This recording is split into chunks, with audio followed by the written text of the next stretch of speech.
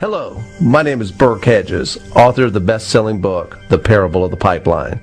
I open my book with a story about Pablo and Bruno, who take two very different paths in their quest for financial independence. What you're about to see is the delightful animated story of their adventure. So, sit back, relax, and enjoy the life-changing lessons in The Parable of the Pipeline.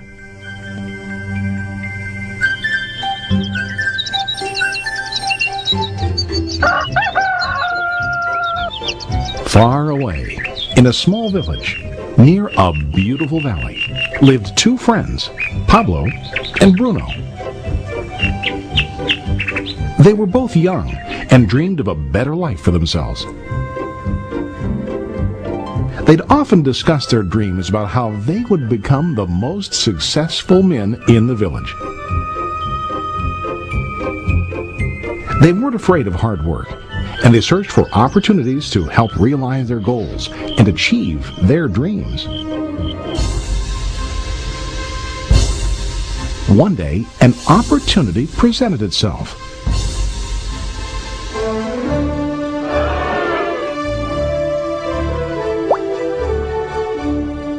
The mayor of the village decided to hire two people to bring water from a spring up on the mountain, across the valley, back down to the village. They were to be paid based on the amount of water delivered to the village. Bruno and Pablo enthusiastically got to work. Every day, from morning till evening, they carried buckets to and from the spring. They worked hard, carrying water to the village. In the evening, they'd return home with their day's wages.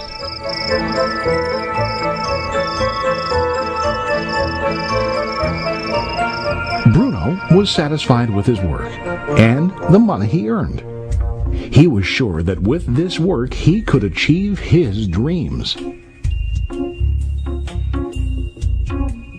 Bruno thought that to increase his wages he could use bigger buckets to bring more water each trip.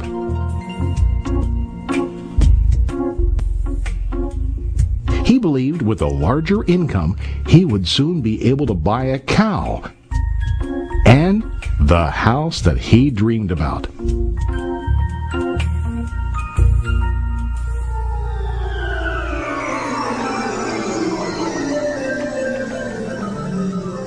Now Pablo was not satisfied. At the end of the day, his back and hands ached, and he was exhausted. He was looking for an easier way to earn more. One day an idea occurred to Pablo.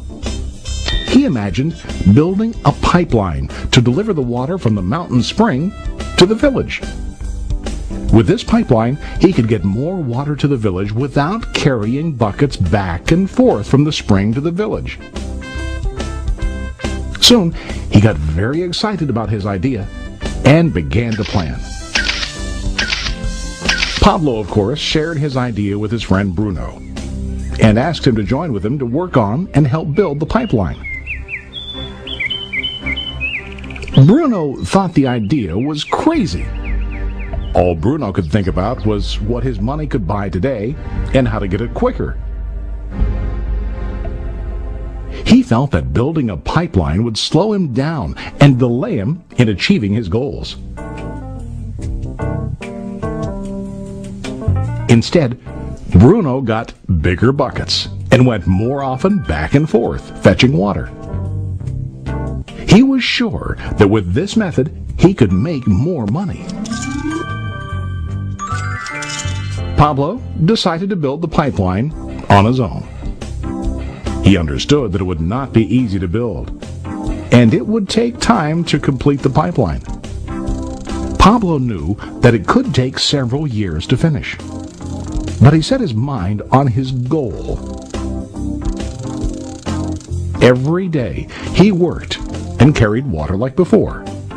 But on weekends and during his spare time, he worked hard to dig in the rocky soil and build his pipeline. In the first month, there was little to show for his work.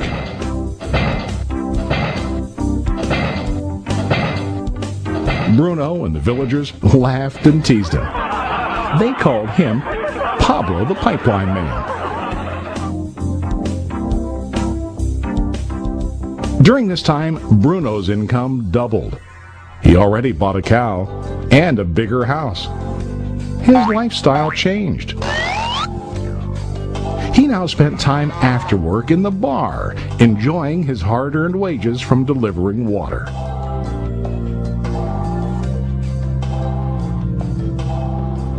What Bruno didn't realize was that his body was starting to stoop from carrying the heavy buckets every day.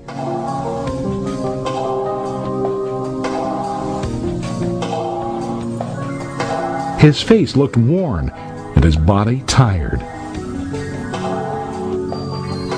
Soon, he began to carry less and less water due to the wear and tear on his body.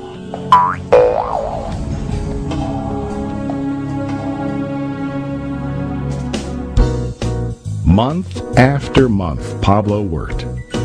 Soon a year passed, and then a second year. Finally, Pablo finished his pipeline. He now used his pipeline to deliver water to the village instead of carrying buckets. Pablo was now earning more money than ever before. The water continued flowing to the village, while Pablo wasn't working. While he slept and ate, the water flowed. Pablo was happy and proud of his insight, persistence, and hard work. Now his income flowed as long as the water flowed through his pipeline.